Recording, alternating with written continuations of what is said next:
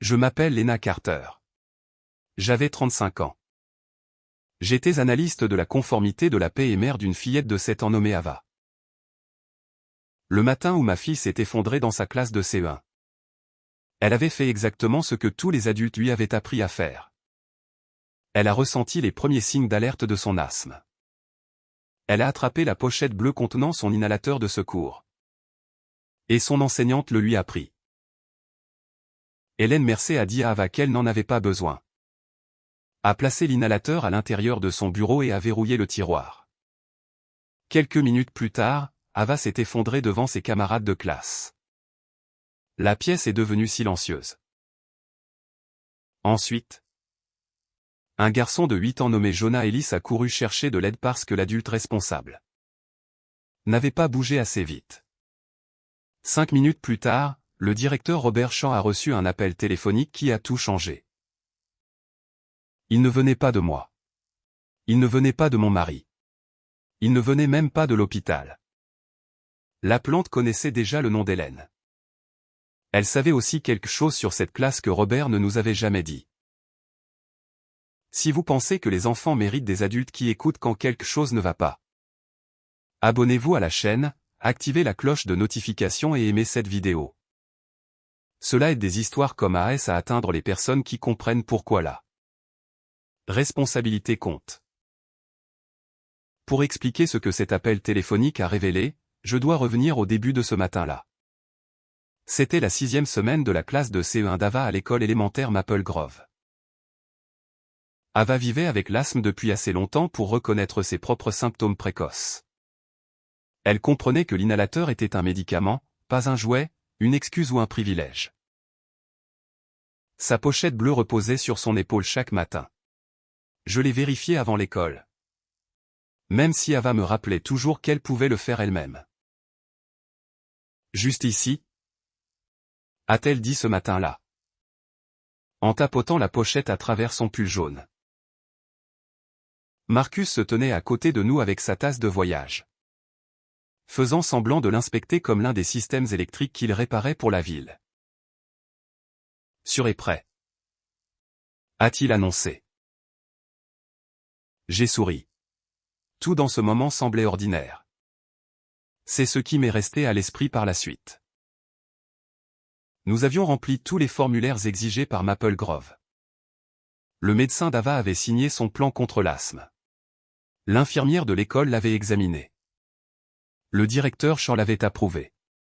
Plus important encore, Ava possédait une autorisation écrite actuelle pour porter et utiliser son inhalateur sans attendre la permission. Hélène Mercé avait également signé le plan. J'ai regardé Ava entrer dans le bâtiment ce matin-là sans me demander si les adultes à l'intérieur le respecteraient. Je n'étais pas dans la classe d'Hélène lorsque l'urgence a commencé. Mais à la fin de l'enquête, j'avais le témoignage d'Ava, le rapport médical de Teresa Nguyen, les déclarations des élèves, les dossiers de la classe et un chronogramme assez précis pour que je puisse reconstituer ces minutes presque entièrement. La classe était revenue au travail calme. Lorsqu'Ava a remarqué le changement dans sa respiration, elle a arrêté d'écrire et a atteint la pochette bleue. Hélène l'a vu. Ava, range ça et finis ta feuille de travail. Ava lui a dit qu'elle avait besoin de l'inhalateur. Hélène s'est approchée et a tendu la main. Plusieurs enfants ont levé les yeux. Ava a hésité parce qu'on lui avait appris à ne jamais donner ses médicaments à un autre élève. Mais Hélène était son enseignante. Et Ava croyait que les bons élèves obéissaient à leurs enseignants. Elle a placé l'inhalateur dans la paume d'Hélène. Hélène l'a retourné une fois comme pour inspecter quelque chose qui avait interrompu sa leçon. Tu n'as pas besoin de ça. Ava a essayé d'expliquer qu'elle en avait besoin. Hélène lui a dit qu'elle pourrait rendre visite à l'infirmière après avoir fini son travail. Ensuite, elle a porté l'inhalateur à son bureau, l'a placé dans le tiroir du haut et a tourné la petite clé. La pochette bleue est restée ouverte sur les genoux d'Ava. Pendant la première minute, Ava a essayé de continuer à travailler. Ce détail m'a fait mal presque autant que n'importe quoi d'autre. Elle avait peur, mais elle essayait toujours de prouver qu'elle ne se comportait pas mal. Son crayon s'est arrêté de bouger. Elle a levé la main à nouveau.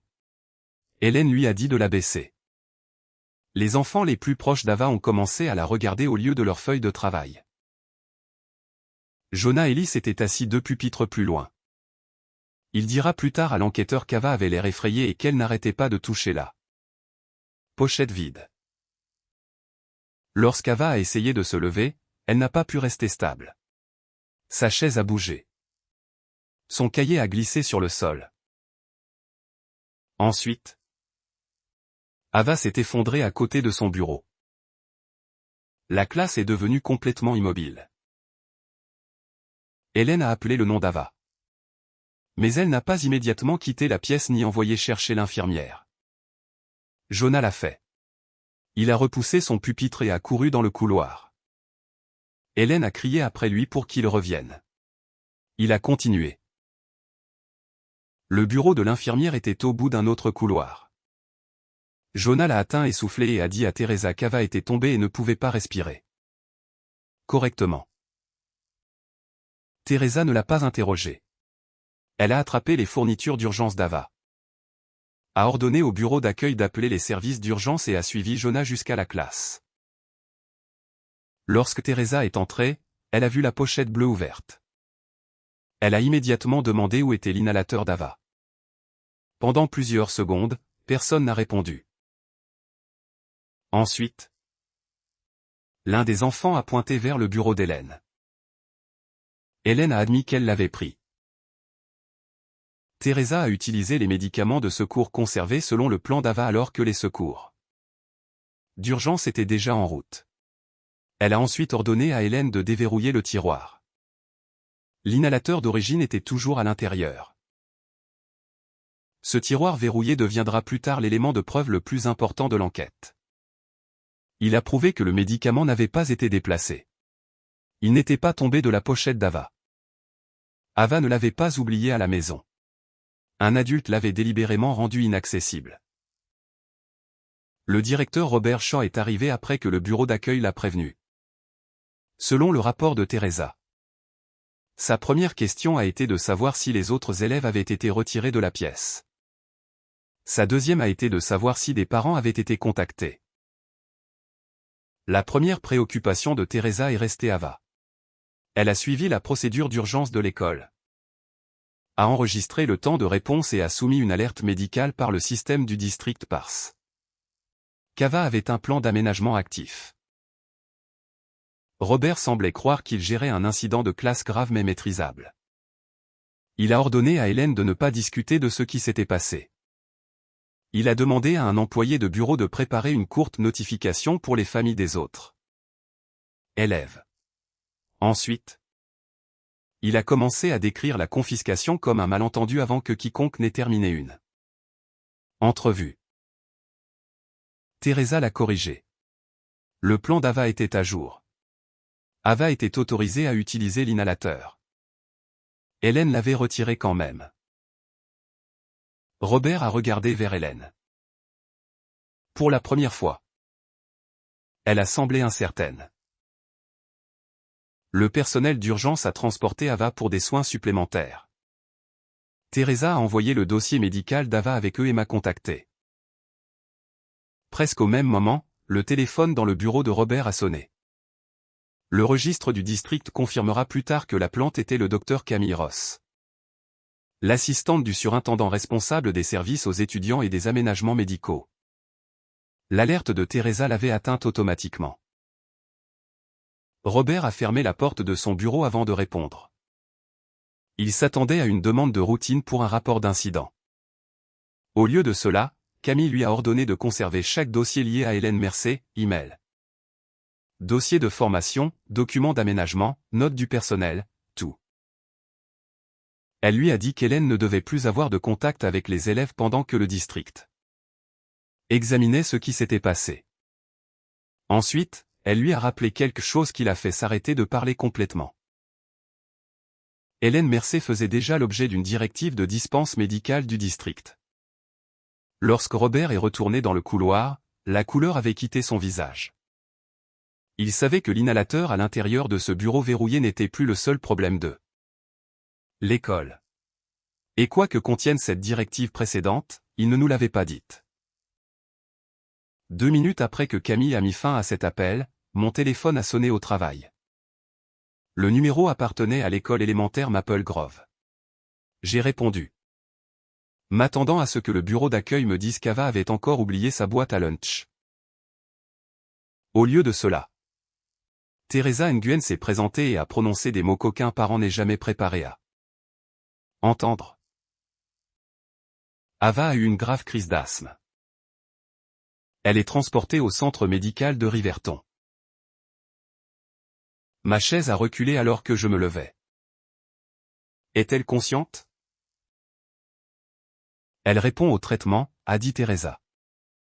L'hôpital va l'évaluer. Je l'accompagne jusqu'à ce que vous arriviez. J'ai attrapé mon sac à main sans fermer le tableur sur mon écran.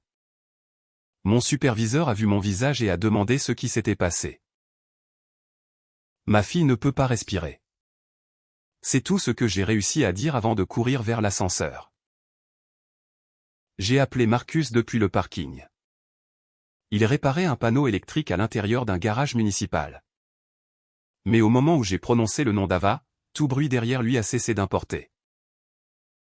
Je pars maintenant, a-t-il dit. Le trajet vers l'hôpital a pris 14 minutes. Il a semblé beaucoup plus long.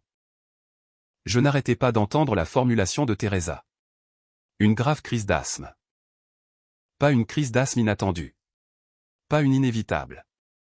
Une grave. Quand je suis arrivé au service des urgences, Teresa attendait près du bureau d'accueil. Ses gommages bleu foncé étaient froissés et elle avait encore le dossier médical d'Ava pressé contre sa poitrine. Elle m'a fait avancer sans perdre une seconde. Ava était éveillée. Elle avait l'air épuisée, mais elle m'a reconnu immédiatement. Je me suis assise à côté d'elle et j'ai pris sa main. Maman, je suis là. Ses doigts se sont refermés sur les miens. Puis, d'une voix si basse que je l'ai presque manqué, elle a demandé. Suis-je en train de causer des ennuis? Cette question a brisé quelque chose en moi. Non. Ai-je dit? Absolument pas. Madame Mercé a dit que je n'étais pas censé l'utiliser. Tu étais censé l'utiliser. Tu as fait exactement ce que nous t'avons appris. Ses yeux se sont remplis de confusion plutôt que de soulagement, mais elle l'a pris. J'ai regardé à travers la pièce vers Teresa. L'infirmière a baissé le regard pendant une demi-seconde. C'est à ce moment-là que j'ai su que le problème de l'école allait bien au-delà d'un retard de réponse. Marcus est arrivé moment plus tard, portant toujours sa chemise de travail grise. Il s'est arrêté près du lit d'Ava et s'est forcé à respirer lentement avant de parler. Et ma puce, a-t-il dit. Ava a tendu la main vers lui. Il s'est penché avec précaution et a posé son front contre le sien. Une fois que le médecin a confirmé qu'Ava était stable et avait besoin d'observation plutôt que d'une intervention d'urgence supplémentaire, Marcus est sorti dans le couloir avec moi. Qu'est-ce qui s'est passé? A-t-il demandé. Je lui ai tout raconté ce qu'Ava avait dit. Son expression s'est durcie. Elle a pris l'inhalateur. Teresa nous avait suivis dans le couloir. Oui. A-t-elle dit. Où était-il quand vous êtes arrivés? Teresa a hésité, non pas parce qu'elle manquait de réponse, mais parce qu'elle comprenait ce que cela signifiait. À l'intérieur du bureau de Madame Mercé. Marcus l'a fixé. Le bureau était verrouillé, a ajouté Teresa. Il s'est détourné et a appuyé ses deux mains contre sa taille. Je connaissais cette posture. C'était ainsi qu'il s'empêchait de réagir avant d'avoir le contrôle de ses mots. Elle a enfermé les médicaments de notre fille. Teresa a hoché la tête. J'ai utilisé les médicaments de secours stockés selon le plan d'Ava. Les services d'urgence étaient déjà en route. Et l'enseignante a demandé Marcus. Elle a été retirée du service en classe pendant que le district enquête. Cette réponse ne l'a pas satisfait. Elle ne m'a pas satisfaite non plus, mais Ava était à quelques pieds de là. Et j'ai refusé de laisser notre colère devenir une autre chose effrayante qu'elle devait gérer. Le directeur Robert Shaw est arrivé à l'hôpital plus tard cet après-midi-là. Il est venu en portant un dossier et l'expression prudente de quelqu'un qui avait répété chaque phrase dans l'ascenseur. M et Madame Carter, d'abord. Je tiens à vous dire combien nous sommes désolés qu'Ava ait vécu cela. Marcus a croisé les bras. Vécu quoi? Robert a jeté un coup d'œil vers la salle de traitement. Un incident médical? Non. A dit Marcus. Qu'est-ce que votre enseignante a fait? Les yeux de Robert sont revenus vers moi comme si je pouvais être plus facile à calmer. Il semble y avoir eu de la confusion quant au moment où Ava devrait accéder à son inhalateur. De la confusion de la part de qui? Ai-je demandé. Nous recueillons encore des informations. Hélène Mercer a signé le plan d'Ava. Robert a ajusté le dossier dans ses mains. Je comprends. Alors pourquoi appelez-vous cela de la confusion? Il a dit que le district avait besoin de temps pour parler à toutes les personnes impliquées. Son langage était poli, mais je travaillais dans la conformité. Je passais mes journées à lire des explications que les gens écrivaient lorsqu'ils voulaient qu'un dossier sonne plus propre que la décision sous-jacente. Robert a continué à utiliser des expressions passives. L'inhalateur avait été retiré. L'accès avait été retardé. Un événement médical s'était produit. Pas une seule fois il n'a dit qu'Hélène avait pris l'inhalateur à Ava. L'avait enfermé dans son tiroir et avait refusé de le rendre. Marcus l'a remarqué aussi. Saviez-vous que l'inhalateur était à l'intérieur de ce tiroir, a-t-il demandé. J'ai été informé après l'arrivée de l'infirmière. Qui l'a déverrouillé? Madame Mercer a fourni l'accès. Cette réponse a rendu la situation encore plus claire. Hélène avait gardé la clé pendant qu'Ava luttait.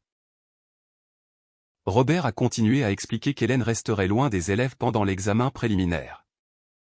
Ensuite, j'ai posé des questions sur l'appel téléphonique. Qu'est-ce que l'assistante du surintendant vous a dit? Son sang-froid a changé. Seulement légèrement, mais je l'ai vu. Cette affaire a été portée au niveau du district. Ce n'était pas ma question. Le district a ordonné une conservation formelle des dossiers. Pertinent. Pourquoi? Cela fait partie de l'examen. Marcus a fait un pas vers lui. Vous saviez quelque chose sur cette enseignante? Robert a immédiatement nié cette conclusion. Je lui ai demandé directement s'il y avait eu un problème antérieur impliquant Hélène et le plan médical d'un élève. Il a dit qu'il ne pouvait pas discuter de questions confidentielles relatives au personnel. Ce n'était pas la même chose que de dire non. Robert a laissé son dossier avec nous. Il contenait une déclaration imprimée sur l'enquête, des informations de contact pour le district et une copie du plan d'aménagement d'Ava. Après son départ, je me suis assise à côté d'Ava pendant qu'elle dormait. J'ai lu chaque page. L'autorisation de son médecin était à jour. La permission de soins personnels était claire. Le plan stipulait qu'Ava pouvait utiliser l'inhalateur chaque fois qu'elle reconnaissait des symptômes. Elle n'avait pas besoin de terminer un devoir. Elle n'avait pas besoin d'attendre l'infirmière. Elle n'avait pas besoin de l'approbation d'Hélène. Au bas de la page de reconnaissance se trouvaient 4 signatures. La mienne, celle de Marcus, celle de Teresa et celle d'Hélène Mercer. J'ai fixé la signature d'Hélène pendant un long moment.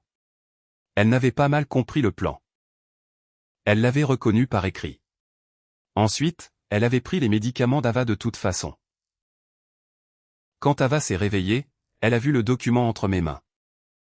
Est-ce mon papier sur l'asthme? Oui. Est-il dit que j'avais le droit? Je me suis rapproché. Il est dit que tu avais le droit. Tu as suivi la règle. Ava a regardé par la fenêtre de l'hôpital. Pendant un moment, elle n'a rien dit. Puis elle a chuchoté, Madame Mercé a dit que la règle n'avait pas d'importance dans sa classe.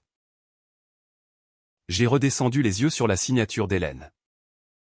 C'était le moment où j'ai cessé de me demander si une erreur s'était produite. La seule question qui restait était de savoir combien d'adultes savaient déjà que cela pouvait arriver. Ava est rentrée à la maison l'après-midi suivant. Physiquement, elle s'améliorait. Émotionnellement, elle semblait rétrécir. Avant l'urgence, sa pochette d'inhalateur bleu était suspendue à côté de son sac à dos près de la porte d'entrée. La première nuit à la maison. Je l'ai trouvée à l'intérieur d'un tiroir de cuisine sous une pile de torchons. Pourquoi as-tu mis ça là? Ai-je demandé. Ava a gardé son attention sur le dessin qu'elle coloriait. Je ne veux pas que quelqu'un le voie. Pourquoi pas? Elle a appuyé le crayon vert plus fort sur le papier. Il pourrait penser que je essaie de m'enfuir de quelque chose. Je me suis assise en face d'elle. Ton inhalateur n'est pas une excuse. Je sais. Mais elle n'avait pas l'air convaincue. C'était la première fois que je comprenais que la responsabilité ne pouvait pas être mesurée seulement par ce qui était arrivé à Hélène. Même si le district l'a renvoyée le lendemain matin. Ava se souviendrait toujours d'avoir remis ses médicaments parce qu'un adulte lui avait dit qu'être obéissante importait plus que de se faire confiance. 2 jours après l'urgence. Le district a tenu sa première réunion officielle avec nous. Marcus et moi sommes entrés à Maple Grove par l'entrée administrative. Le bâtiment avait exactement l'air de ce qu'il était avant. Des œuvres d'art d'enfants couvraient les murs. Un arbre en papier rempli de feuilles oranges se tenait près du bureau. Rien dans l'endroit n'avait l'air dangereux. Robert était assis à la tête de la table de conférence. Un représentant du district occupait la chaise à côté de lui. Teresa était assise en face de nous avec sa documentation. Hélène n'était pas présente. Sa déclaration préliminaire écrite avait été ajoutée au dossier d'examen. Robert a commencé par exprimer sa préoccupation pour Ava. Ensuite, il a répété que le district enquêtait sur une rupture de communication. J'ai placé le plan d'aménagement signé d'Ava sur la table. Quelle communication manquait? Le représentant du district a déclaré que le but de la réunion était d'établir des faits plutôt que d'atteindre des conclusions. C'est très bien. Ai-je répondu. Établissons-les. J'ai demandé si Ava avait la permission de porter l'inhalateur. Teresa a répondu en premier. Oui. J'ai demandé si l'autorisation était à jour. Oui. J'ai demandé si Hélène avait reçu le plan. Robert a bougé sur sa chaise. Teresa a répondu à nouveau. Oui. L'a-t-elle signé? Oui. Alors quelle partie n'était pas claire? Personne n'a répondu. Robert a ouvert la déclaration d'Hélène. Selon son compte-rendu, Ava avait atteint l'inhalateur pendant le temps de travail indépendant. Hélène croyait qu'Ava tentait de quitter le devoir avant de se donner le temps de s'installer. Cette phrase a fait se pencher Marcus en avant. Se donner le temps de s'installer. Le représentant du district a continué à lire. Hélène a affirmé qu'elle avait l'intention d'envoyer Ava à l'infirmière après que la feuille de travail ait été complétée. Elle a décrit le fait de prendre l'inhalateur comme une décision temporaire de gestion de classe. J'ai écrit la phrase sur mon bloc-notes, décision temporaire de gestion de classe. C'était ainsi qu'Hélène décrivait le fait de verrouiller les médicaments de secours loin d'un enfant de 7 ans. A-t-elle nié l'avoir pris? Ai-je demandé. Non. A-t-elle nié l'avoir enfermé dans son bureau? Non. A-t-elle nié avoir dit à Ava qu'elle n'en avait pas besoin?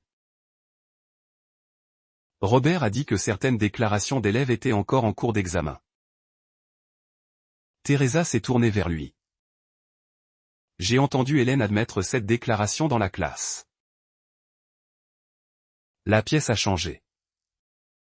Robert l'a fixée. Vous l'avez entendu admettre l'avoir prononcée. Teresa est restée calme. Quand j'ai demandé pourquoi l'inhalateur était enfermé à l'intérieur de son bureau, elle a dit qu'elle croyait qu'Ava n'en avait pas besoin et essayait d'éviter de terminer son travail. Le représentant du district a pris des notes. J'ai regardé Robert. Il ne ressemblait plus à la personne dirigeant la réunion. J'ai demandé à Teresa si elle avait déjà discuté de l'accès à l'inhalateur d'Ava avec Hélène avant ce jour-là. Teresa a regardé le représentant du district. Puis Robert. Oui. Quand? Lors de la réunion d'aménagement avant le début des cours. Quoi que ce soit après cela. Une autre pause. Oui. Robert a placé une main sur la table. Teresa, nous devrions rester dans le champ de l'incident actuel. La voix de Teresa est restée égale. C'est dans le champ. Elle a expliqué que pendant la 2e semaine d'école, Hélène l'avait contactée au sujet de l'utilisation de l'inhalateur par Ava avant l'éducation physique. Hélène croyait qu'Ava devait se présenter à l'infirmière à chaque fois au lieu de le porter. Teresa lui a rappelé qu'Ava avait une autorisation de soins personnels. Elle a fait suivre cette conversation par un message écrit. L'avez-vous toujours? Ai-je demandé. L'ordonnance de conservation du district comprend mon compte de messagerie. Qu'est-ce que le message disait? Teresa a récité la portion importante. Ava est autorisée à porter et à utiliser indépendamment l'inhalateur. Le personnel de la classe ne doit pas retarder, confisquer ou conditionner l'accès à celui-ci. Marcus a regardé directement Robert. Donc elle a été avertie. Robert a dit que le message devait être examiné dans son contexte. Quel contexte fait en sorte que ne pas confisquer signifie qu'elle peut l'enfermer dans un bureau? A demandé Marcus. Le représentant du district est intervenu avant que la discussion ne devienne une dispute. Elle a confirmé que l'email de Teresa serait inclus dans l'enquête. J'ai demandé pourquoi le message n'avait pas été divulgué à nous à l'hôpital. Robert a répondu qu'il n'avait pas encore examiné chaque communication. Cela pouvait être vrai. Mais quelque chose dans sa voix m'a dit que l'email de Teresa n'était pas le document qu'il craignait le plus. La réunion s'est poursuivie à travers le chronogramme d'urgence. Les déclarations des élèves ont confirmé qu'Ava avait demandé l'inhalateur plus d'une fois. L'auxiliaire de classe avait aidé une autre classe à ce moment-là, laissant Hélène comme le seul adulte présent. Le compte-rendu initial de Jonah était bref. Ava a dit qu'elle avait besoin de ses médicaments.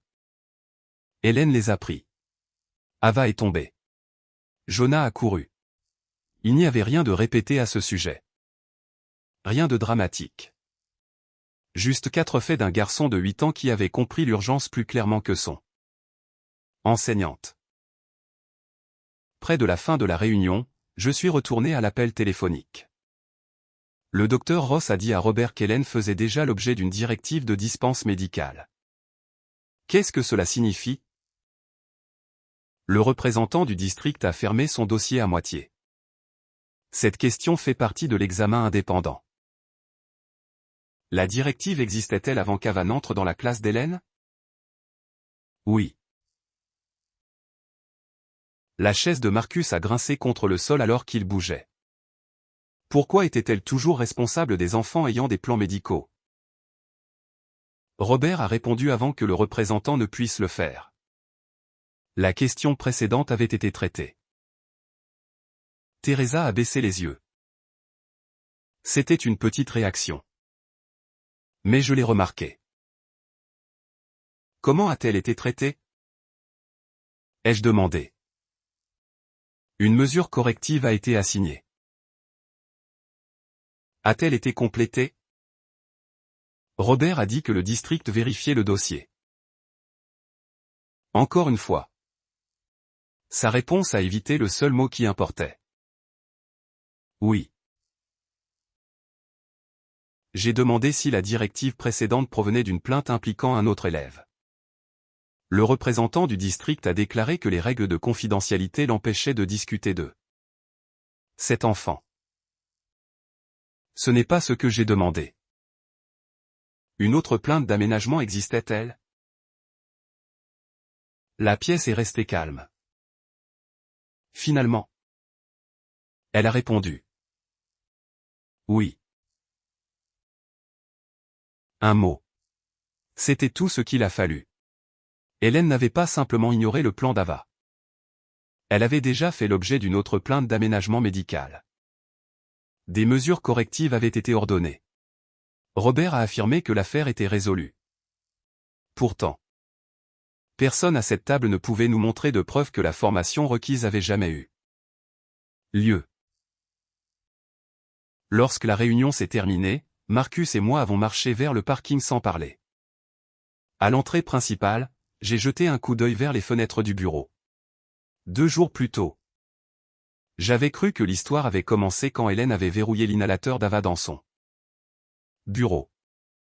Maintenant, je comprenais qu'elle avait commencé bien avant qu'Ava n'entre dans cette classe.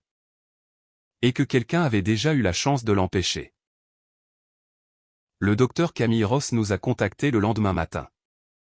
Sa voix était mesurée et elle n'a pas offert d'excuses pour le district. Elle a demandé si nous nous rencontrerions au bâtiment de l'administration centrale au lieu de Maple Grove. Robert n'y assisterait pas. Quand Marcus et moi sommes arrivés, Camille avait déjà préparé des copies des documents qu'elle était légalement autorisée à discuter avec nous. Elle a commencé par l'appel téléphonique. Lorsque l'infirmière Nguyen a soumis l'alerte médicale. Le système a identifié Hélène Mercé comme l'enseignante de la classe, a-t-elle expliqué. Son nom correspondait à une directive active des services aux étudiants. Quel genre de directive? Ai-je demandé. Une directive de dispense médicale corrective. Camille ne pouvait pas fournir d'informations privées sur l'autre enfant. Mais elle a expliqué les faits administratifs. Au cours de l'année scolaire précédente, une famille avait signalé qu'Hélène avait retardé un aménagement approuvé parce qu'elle croyait qu'il interférait avec les attentes de la classe. Le district a examiné cette plainte. Hélène a reçu l'instruction de suivre une formation formelle concernant l'autonomie médicale des élèves, la conformité aux aménagements et les limites de la réponse d'urgence. Robert a reçu la responsabilité de s'assurer que la formation avait lieu. Combien de temps avait-il, ai-je demandé. 30 jours. L'a-t-il signalé comme complet? Camille a glissé une copie d'une liste de contrôle administrative à travers la table. La ligne à côté de l'exigence de formation d'Hélène était marquée traité. Les initiales de Robert apparaissaient à côté. Marcus a regardé la page. Donc il a signé. Il a présenté la question corrective comme résolue, a dit Camille. Mais elle ne l'était pas. Nous n'avons trouvé aucun certificat d'achèvement. Aucun dossier de présence. Aucune inscription à la formation ou aucune vérification par un instructeur. J'ai examiné la liste de contrôle. Dans mon travail, je traitais des dossiers de conformité tous les jours. Une case marquée complète ne signifiait rien si aucun document justificatif n'existait. Est-ce que quelqu'un lui a demandé une preuve avant qu'Ava ne soit assignée à Hélène? Le système s'est appuyé sur la certification du directeur. C'était là. Pas un complot dramatique, pas un accord secret, quelque chose de plus ordinaire. Et à sa manière plus effrayant. Un administrateur a coché une case. Tous ceux en dessous de lui ont supposé que le travail avait été fait. Qu'est-ce que Robert dit qui s'est passé? Ai-je demandé. Il dit qu'il a verbalement instruit Hélène de terminer la formation et croyait qu'elle s'était conformée. Croyait. Camille ne l'a pas défendu. L'examen indépendant déterminera si ses actions ont satisfait à sa responsabilité de supervision. Marcus a repoussé la liste de contrôle. Ma fille a été mise dans cette classe parce qu'il croyait quelque chose. Camille a permis à la phrase de rester. Elle a expliqué pourquoi elle avait ordonné la conservation immédiate des dossiers. L'urgence actuelle impliquait la même catégorie de conduite abordée par la directive précédente. Ce qui créait un risque que les emails, notes ou dossiers de formation pertinents soient perdus par les calendriers de suppression. Ordinaires ou modifiés après que les gens eurent réalisé leur importance. Croyez-vous que quelqu'un les aurait détruits? Ai-je demandé. Je ne fais pas de déclaration sans preuve, a-t-elle répondu. La conservation nous empêche d'avoir jamais à deviner.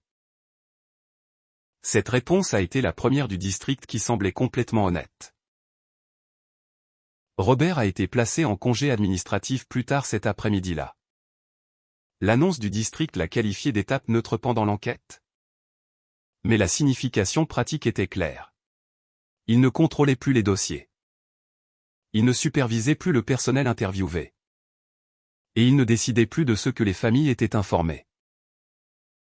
Marcus a lu l'annonce 2 fois sur notre comptoir de cuisine. Je veux qu'Ava sorte de Maple Grove. Ava était à l'étage. Alors nous avons gardé nos voix basses. Je comprends. Non. Je veux dire définitivement. Nouvelle école. Nouveau district si nous le devons. Nous ne savons pas ce qu'Ava voudra. Elle a 7 ans. C'est toujours elle qui doit s'asseoir dans la classe. Marcus a appuyé ses 2 paumes contre le comptoir. Je ne vais pas la renvoyer dans ce bâtiment.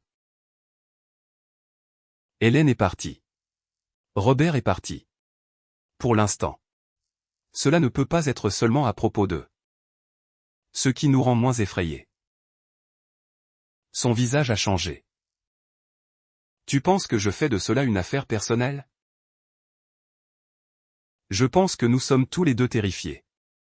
Mais si nous décidons que ce bâtiment est trop dangereux pour Ava pour toujours, elle pourrait entendre qu'elle ne peut jamais retourner dans un endroit où quelqu'un l'a effrayée. Et si nous la renvoyons trop tôt, alors nous échouons envers elle d'une manière différente. Aucun de nous n'avait de réponse. Cette nuit-là, Ava s'est tenue au bas des escaliers en tenant la pochette bleue. Je ne savais pas depuis combien de temps elle écoutait. Est-ce que je vais dans une autre école? A-t-elle demandé. Marcus s'est immédiatement adouci. Nous sommes en train de comprendre cela. Madame Mercer revient-elle? Non. Ai-je dit. Qu'en est-il de M? Chan? Il ne travaille pas à l'école en ce moment. Ava a retourné la pochette dans ses mains. Est-ce que les enseignants des autres écoles prennent des inhalateurs? Aucun enseignant n'est censé prendre le tien. Ce n'est pas ce que j'ai demandé. Sa question nous a fait taire. Elle ne voulait plus savoir ce que disaient les règles. Elle voulait savoir si les adultes y obéissaient. Je me suis agenouillé devant elle. Nous allons nous assurer que les adultes autour de toi comprennent exactement ce qu'ils sont tenus de faire. Madame Mercey l'avait compris. Il n'y avait pas d'argument contre cela. Ava a placé la pochette sur la marche du bas et est retournée dans sa chambre. Marcus s'est assis à côté de moi après son départ. Pour la première fois depuis l'urgence, sa colère a complètement disparu. Elle ne fait confiance à aucun d'eux maintenant. A-t-il dit? Pas encore. L'examen indépendant du district s'est élargi au cours de la semaine suivante. Les enquêteurs ont recueilli la reconnaissance signée d'Hélène, l'avertissement de Teresa, le dossier de plainte précédent, la directive corrective de Camille, la liste de contrôle de conformité de Robert, les dossiers du système de formation, les horodatages de réponse d'urgence, les déclarations de classe et l'inhalateur récupérés dans le bureau. Robert a fourni une explication écrite. Il a admis avoir assigné la formation, mais a affirmé qu'Hélène lui avait dit plus tard qu'elle l'avait complété. Il n'a pas demandé de certificat. Il n'a pas vérifié le système de présence. Il n'a pas fait de suivi auprès du bureau de Camille. Il a simplement marqué l'affaire comme traitée. Le district nous a ensuite notifié que Robert ne supervisait plus simplement une enquête sur Hélène. Sa propre conduite faisait maintenant l'objet d'un examen formel. Quand j'ai lu cet avis, j'ai pensé à sa première visite à l'hôpital, au langage passif, au contexte manquant, à la façon dont son visage avait changé lorsque j'avais mentionné l'appel de Camille. Il n'avait pas été confus. Il avait reconnu la directive immédiatement. L'appel téléphonique l'avait effrayé parce que le dossier que Camille avait ordonné de conserver ne s'arrêtait pas au bureau d'Hélène. Il menait directement au sien. L'examen indépendant a duré plusieurs semaines. Pendant ce temps, notre maison a commencé à tourner autour de deux horloges complètement différentes. L'une mesurait les entretiens, les délais, les demandes de documents et les avis du district. L'autre mesurait la guérison d'Ava. La première horloge avançait rapidement. La seconde ne le faisait pas. Ava dormait avec la porte de sa chambre ouverte. Elle demandait qui serait dans une pièce avant d'y entrer. Si un adulte la corrigeait, même doucement, elle devenait calme et surveillait leurs mains. Son conseiller nous a dit de ne pas forcer les conversations sur la classe. Nous devions répondre honnêtement à Ava lorsqu'elle posait des questions. Mais nous ne pouvions pas la rendre responsable de nous aider à construire l'affaire. Cette distinction importait. L'enquête appartenait aux adultes. La guérison appartenait à Ava. Les déclarations des élèves sont arrivées sous forme résumée. Elles étaient remarquablement cohérentes. Un élève a vu Ava ouvrir la pochette bleue. Un autre l'a entendu dire qu'elle avait besoin de l'inhalateur. Deux enfants ont vu Hélène le placer à l'intérieur de son bureau. La déclaration enregistrée de Jonah est restée la plus simple. Ava a dit qu'elle ne pouvait pas respirer correctement. Madame Mercey a pris le médicament bleu. Ava est tombée, alors je suis allé chercher l'infirmière Teresa. L'enquêteur a demandé pourquoi il était parti après qu'Hélène lui eut dit de revenir. Jonah a répondu parce qu'Ava avait besoin d'une infirmière. Il ne s'est pas présenté comme courageux. Il ne comprenait pas pourquoi les gens continuaient à lui poser des questions. Quelqu'un avait besoin d'aide. Alors il l'a trouvé. Le rapport d'urgence de Teresa a établi le calendrier. Elle a répondu après que Jonah a atteint son bureau. Le médicament de secours a été administré selon le plan d'Ava. Les services d'urgence étaient déjà contactés. L'inhalateur d'origine est resté verrouillé à l'intérieur du bureau d'Hélène jusqu'à ce que Teresa exige l'accès. L'entretien officiel d'Hélène a été plus compliqué. Elle a reconnu avoir pris l'inhalateur mais a nié avoir eu l'intention de mettre Ava en danger. Elle a dit qu'Ava avait déjà atteint celui-ci à des moments qu'Hélène considérait comme inutiles. Elle croyait que les élèves avaient besoin d'apprendre que l'inconfort ne les excusait pas automatiquement de la responsabilité de la classe. Lorsqu'on lui a demandé si elle comprenait l'autorisation de soins personnels d'Ava, Hélène a dit qu'elle croyait que les enseignants conservaient un pouvoir discrétionnaire sur les perturbations de la classe. Ensuite, les enquêteurs lui ont montré l'avertissement de Teresa, ne pas retarder, confisquer ou conditionner l'accès. Hélène a affirmé qu'elle avait interprété le message comme une orientation générale plutôt qu'une restriction absolue.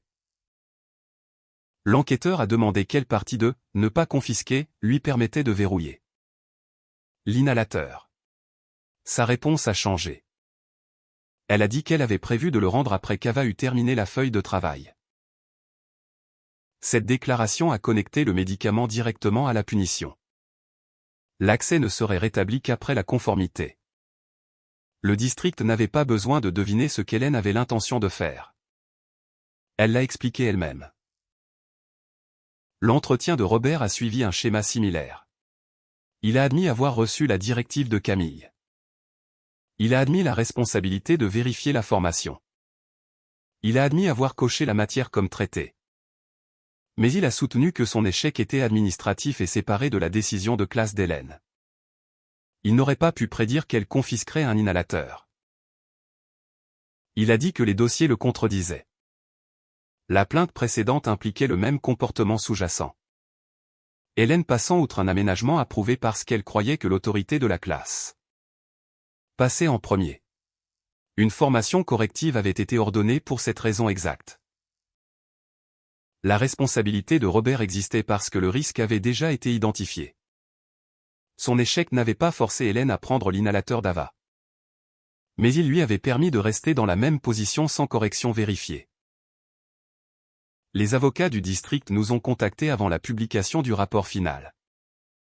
Ils ont proposé de couvrir les frais médicaux exceptionnels d'Ava et une période limitée de counseling. En échange, l'accord décrirait l'incident comme une interruption involontaire de l'accès aux médicaments. J'ai lu cette phrase 3 fois. Interruption. Cela semblait propre. Inoffensif. Presque. Cela effaçait le fait qu'Hélène avait pris l'inhalateur de la main d'Ava. Cela effaçait le tiroir verrouillé. Cela effaçait l'avertissement de Teresa. Cela effaçait la plainte précédente. Cela effaçait le faux sentiment d'achèvement de Robert. Marcus a voulu le rejeter immédiatement. J'étais d'accord, mais je lui ai demandé de me laisser répondre par écrit. Ma réponse a été courte. Nous ne signerions aucun accord qui exigeait une description inexacte de ce qui s'était passé. Nous étions prêts à discuter des soins médicaux, du counseling et des réformes de la sécurité. Une fois les conclusions indépendantes terminées, nous n'allions pas qualifier une confiscation délibérée de retard accidentel. Les avocats ont demandé si nous recherchions des admissions publiques. Je leur ai dit que nous recherchions un dossier exact. Il y avait une différence. Je ne voulais pas que le nom d'Ava fasse les gros titres. Je ne voulais pas que des étrangers débattent de son état de santé. Je voulais que les adultes responsables soient incapables de répéter la même conduite sous la protection d'un langage adouci. Un soir, après avoir envoyé cette réponse, j'ai trouvé Ava assise sur le sol de sa chambre. La pochette bleue reposait à côté d'elle.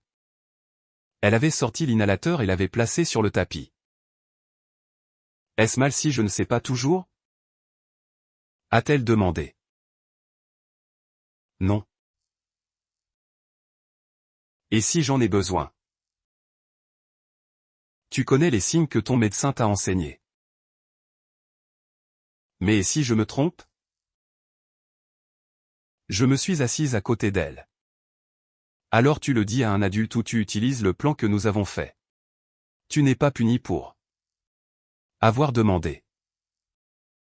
Ava a tiré sur le bord de la pochette. Madame Mercé a dit que j'essayais d'arrêter de travailler. Je sais. J'allais finir. Je sais. Ses yeux se sont remplis. J'ai essayé de lui dire. Tu l'as fait.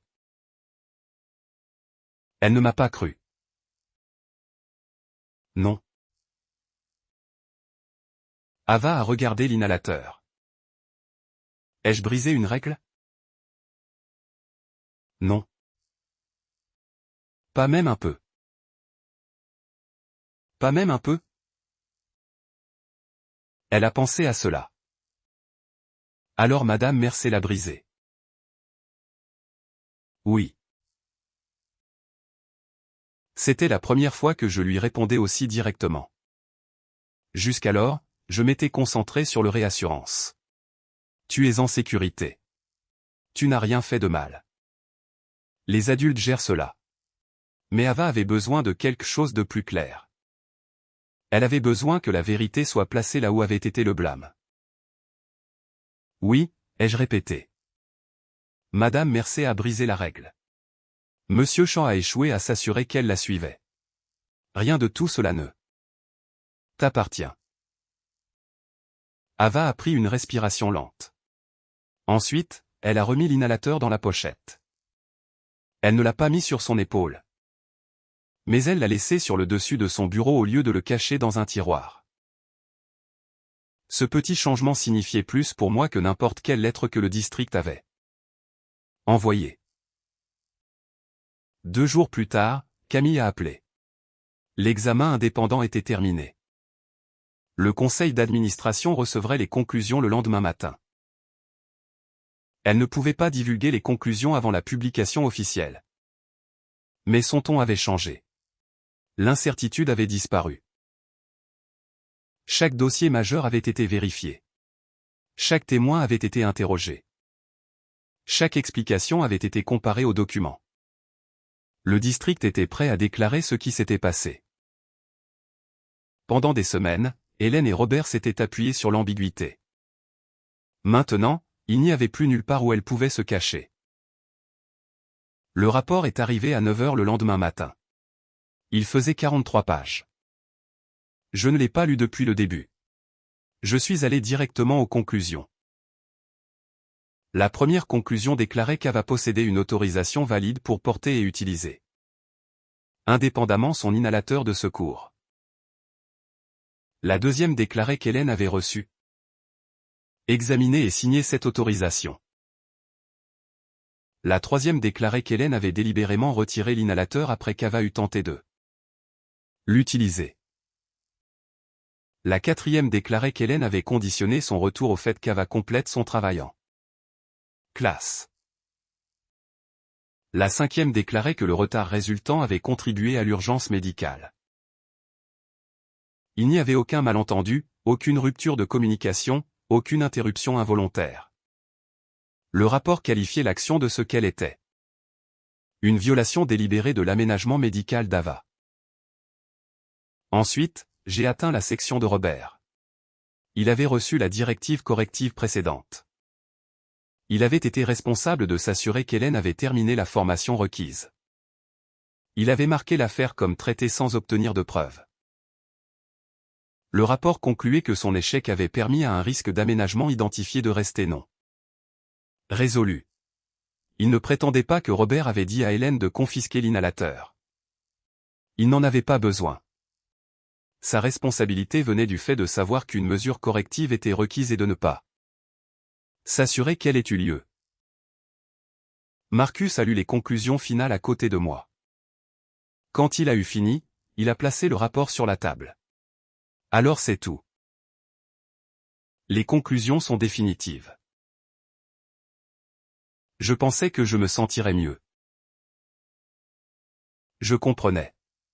Pendant des semaines, nous avions voulu que la vérité soit écrite clairement. Maintenant, elle l'était. Ava s'était quand même effondrée. Le rapport pouvait corriger le dossier. Il ne pouvait pas effacer la classe. Le district a licencié Hélène après avoir terminé son processus d'employé. Elle a contesté la décision, arguant qu'elle avait pris un jugement momentané sous la pression de la classe. Le district a maintenu le licenciement. Des mois plus tard, l'autorité de certification de l'État a terminé son examen distinct. Elle a constaté que l'interférence délibérée d'Hélène avec des médicaments de secours autorisés, combinée à la violation d'aménagement précédente, était incompatible avec une certification continue. Son certificat d'enseignement a été révoqué. Robert est resté en congé pendant que le conseil d'administration examinait les conclusions de supervision. Avant qu'une audience finale sur l'emploi n'ait lieu, il a présenté sa démission. Sa déclaration écrite exprimait des regrets que les procédures établies n'aient pas été suivies. Il n'a pas mentionné son entrée de conformité non soutenue. Il ne s'est pas excusé directement auprès d'Ava. À une époque, cette omission m'aurait rendu furieuse. À ce moment-là, j'avais compris que la responsabilité n'exigeait pas que Robert devienne la personne que j'aurais souhaité qu'il soit. Le dossier ne dépendait plus de son honnêteté. Teresa est restée à Maple Grove. Le rapport a spécifiquement reconnu que sa réponse, sa documentation et son alerte médicale suivaient le plan d'Ava. Pourtant, elle portait de la culpabilité. Quand elle a rendu visite à Ava, elle m'a dit qu'elle n'arrêtait pas de rejouer l'avertissement qu'elle avait envoyé à Hélène. J'aurais dû l'escalader lorsqu'elle a remis en question l'autorisation de soins personnels. Tu l'as corrigé, ai-je dit. Tu l'as documenté. Je savais qu'elle n'était pas d'accord. Tu n'es pas responsable qu'Hélène ait choisi de ne pas écouter. Les mots semblaient familiers parce qu'ils étaient la même vérité que je continuais d'enseigner à Ava. Une blessure pouvait expliquer la culpabilité sans rendre la culpabilité exacte. Après les conclusions, le district est retourné aux discussions de règlement. Cette fois, le langage correspondait au rapport. La résolution couvrait les frais médicaux d'Ava, le counseling continu, les soins futurs liés à l'incident, les audits d'aménagement indépendants, la formation vérifiée du personnel, la notification directe des parents après l'interférence avec les médicaments et l'escalade automatique du district lorsqu'un employé entravait les médicaments de secours autorisés. La formation ne pouvait plus être marquée comme complète sans document justificatif. Les directeurs étaient tenus de vérifier la fréquentation et la certification par le système du district. Les infirmières ont reçu une autorité d'escalade directe lorsque le personnel contestait les plans de soins personnels. Aucune règle de classe ne pouvait outrepasser l'accès d'urgence. Les termes financiers sont restés confidentiels. Les réformes ne l'ont pas été. Marcus et moi avons accepté la résolution parce qu'elle protégeait Ava sans la transformer en un symbole public qu'elle n'avait jamais demandé d'être. Il n'y a eu aucune conférence de presse, aucune foule dramatique à l'extérieur de l'école. Aucune célébration lorsqu'Hélène a perdu sa certification ou que Robert a démissionné. Les moments les plus importants se sont toujours produits tranquillement à la maison. Ava a recommencé à dormir avec la porte de sa chambre fermée. Elle a cessé de demander si chaque adulte dans une pièce connaissait son inhalateur. Elle est retournée à ses rendez-vous pédiatriques sans supposer que quelqu'un l'accuserait d'exagérer, mais elle n'avait pas décidé où aller à l'école. Le district a offert un transfert vers une autre école élémentaire. Marcus a préféré cela. Je comprenais pourquoi. Un nouveau bâtiment signifiait aucun bureau verrouillé, aucun couloir familier et aucune classe connectée à l'urgence. Ava a étudié la brochure de transfert à la table de la cuisine. Est-ce que l'infirmière Teresa travaille là-bas, a-t-elle demandé. Non. Est-ce que Jonah sera là? Non. Est-ce qu'ils connaissent mon plan? Ils le sauraient avant que tu ne commences. Elle a repoussé la brochure. Et si leur enseignante n'écoute pas non plus? Marcus s'est assis à côté d'elle. Alors nous te sortons. Ava l'a regardé. Et si je ne veux pas partir? Il m'a jeté un coup d'œil. La question nous a pris tous les deux au dépourvu. Tu n'as pas à décider maintenant, ai-je dit. Puis-je voir Maple Grove d'abord? L'expression de Marcus s'est tendue. Pourquoi? Je veux voir si ça fait encore peur. Son conseiller avait expliqué que la peur grandissait parfois lorsque chaque rappel était évité. Mais personne ne ferait retourner Ava simplement pour prouver son courage. Si nous y allons. Ai-je dit? Nous pouvons partir au moment où tu le voudras. Est-ce que Madame Mercé sera là? Non. M. Shaw? Non. L'infirmière Teresa? Oui. Ava a touché la pochette bleue reposant sur la table. Puis-je garder cela avec moi tout le temps? Oui. Même si tu n'en as pas besoin. Oui. Elle a regardé Marcus. Il voulait la protéger en disant non à tout le bâtiment.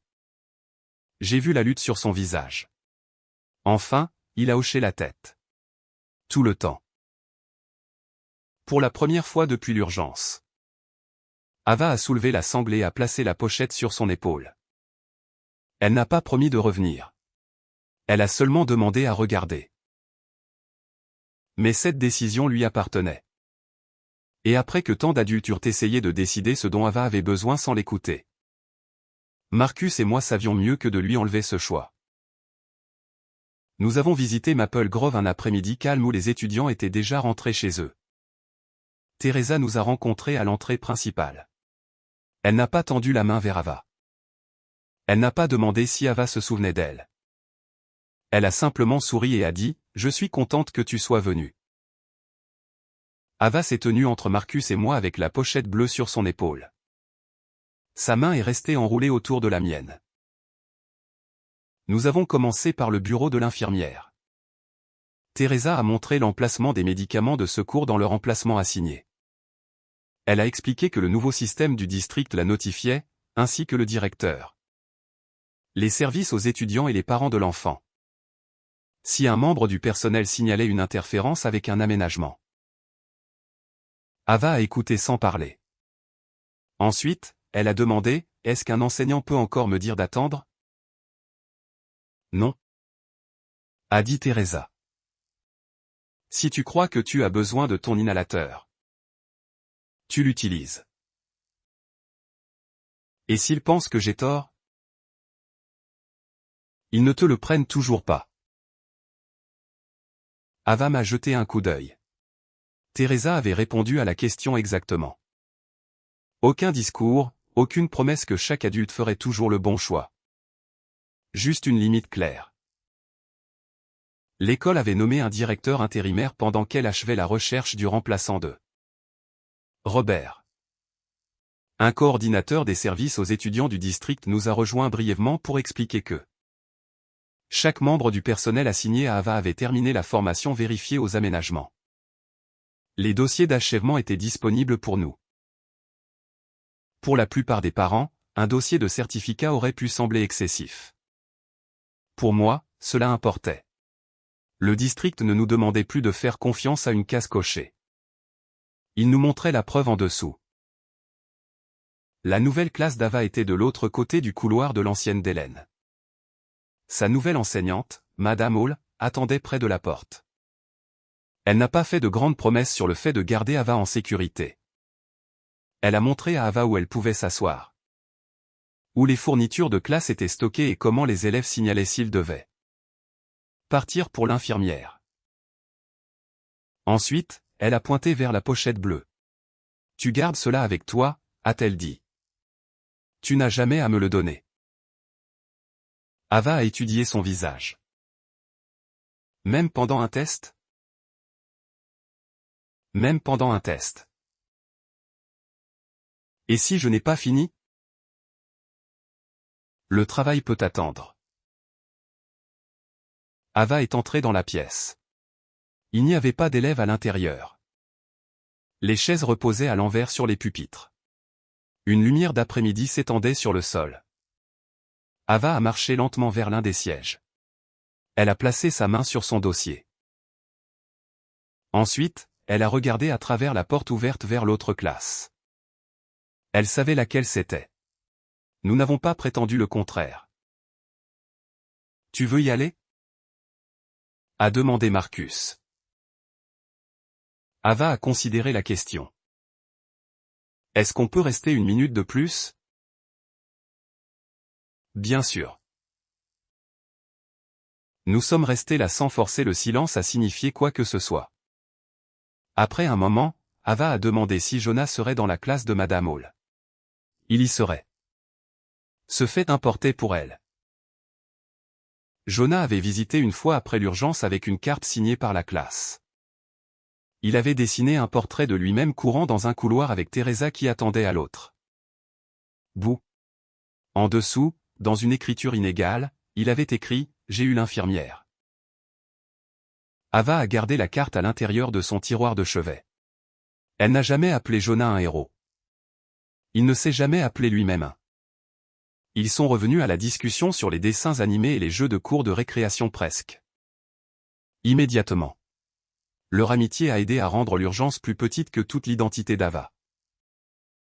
Sur le chemin du retour de Maple Grove, personne n'a demandé à Ava de décider. Marcus et moi avions appris que les adultes pouvaient transformer même des questions de soutien en pression si nous les répétions trop souvent. 3 jours plus tard, Ava a apporté la brochure de transfert à la cuisine. Elle l'a placée devant nous. Je ne veux pas de cette école. Marcus l'a regardé attentivement. Tu veux Maple Grove? Je veux la classe de Madame Hall. Es-tu sûr? Ava a secoué la tête. Non. Marcus a failli sourire. C'était une réponse honnête. Tu n'as pas à être complètement sûr. Lui ai-je dit. Et si j'ai peur? Tu nous le dis. Et si je veux rentrer à la maison? Nous venons te chercher. Et si je veux y retourner le lendemain? Alors tu y retournes. Elle a pensé un moment. Est-ce que l'infirmière Teresa peut vérifier ma pochette le matin? Si tu veux qu'elle le fasse. Ava a hoché la tête. Alors je veux essayer. Marcus s'est levé et a marché autour de la table. Il s'est agenouillé à côté d'elle. Je suis fier de toi. Ava a légèrement froncé les sourcils. Pour y retourner? Pour nous dire ce que tu veux. Cette distinction importait. Y retourner ne rendait pas Ava courageuse. Partir ne l'aurait pas rendue faible. Sa victoire était de reconnaître que le choix lui appartenait. La nuit précédant son premier jour de retour, Ava a disposé son pull jaune. C'était le même qu'elle avait porté le matin de l'urgence. J'en ai offert un autre sans réfléchir. Elle a secoué la tête. J'aime celui-ci. Elle a placé la pochette bleue à côté. Avant d'aller au lit, j'ai vérifié l'inhalateur. Ava m'a regardé. Je peux le vérifier, a-t-elle dit. Je le lui ai tendu. Elle l'a vérifié de la manière que son médecin et Teresa lui avaient enseigné. L'a remis dans la pochette et l'a zippé. Sûr et prêt. A dit Marcus depuis le seuil de la porte. Ava a souri à la phrase familière. Le lendemain matin, nous avons tous les 3 conduit vers Maple Grove. Le parking était bondé de bus et de familles. Pour moi, chaque partie du bâtiment transportait un souvenir. Le bureau avant où Robert contrôlait autrefois l'explication, le couloir que Jonah avait couru. La classe où Hélène avait verrouillé le bureau. Mais Ava n'a pas regardé vers l'ancienne chambre d'Hélène lorsque nous sommes entrés. Elle a marché directement vers le bureau de Teresa. Teresa a vérifié la pochette seulement parce qu'Ava l'a demandé. Tout est prêt, a-t-elle dit. Ava a ajusté la sangle sur son épaule. Madame Hall l'attendait à l'extérieur de la classe. Jonah se tenait à quelques pieds derrière elle en train de parler à un autre élève. Quand il a remarqué Ava, son visage s'est éclairé. Tu es revenu? Ava a hoché la tête. Ouais. Il a pointé vers le pupitre à côté du sien. J'ai gardé celui-là. Madame Hall s'est écartée, laissant la porte complètement ouverte. Ava a regardé Marcus et moi. Je m'attendais à ce qu'elle nous demande d'entrer.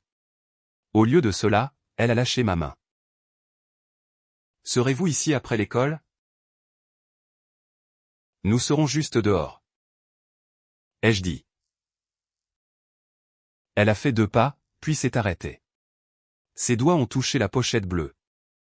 Pendant une seconde effrayante, j'ai pensé qu'elle pourrait changer d'avis. Elle a regardé Madame Hall. Si j'ai besoin de cela. Je n'ai pas à demander. Tu n'as pas à demander. Ava a hoché la tête une fois. Ensuite, elle est entrée. Marcus a placé sa main contre mon dos alors que nous regardions depuis le couloir. Ava a traversé la classe et s'est assise à côté de Jonah. Les autres élèves déballaient des crayons, des dossiers et des cahiers. Leurs voix ont rempli la pièce du bruit ordinaire qui avait disparu lorsqu'Ava s'était effondrée. Personne n'a fixé son inhalateur. Personne ne lui a demandé de le cacher. Aucun adulte n'a tendu la main vers lui. Ava a placé son sac à dos sous le pupitre, mais a gardé la pochette bleue sur son épaule. Madame Hall a commencé la leçon du matin. Ava a ouvert son cahier. Ensuite, elle a regardé vers le couloir une dernière fois. J'ai souri. Elle a souri en retour. Et avec le médicament qu'elle avait autrefois été apprise à cacher reposant là où tout le monde pouvait le voir, ma fille a abaissé son crayon sur la page et a commencé sa journée.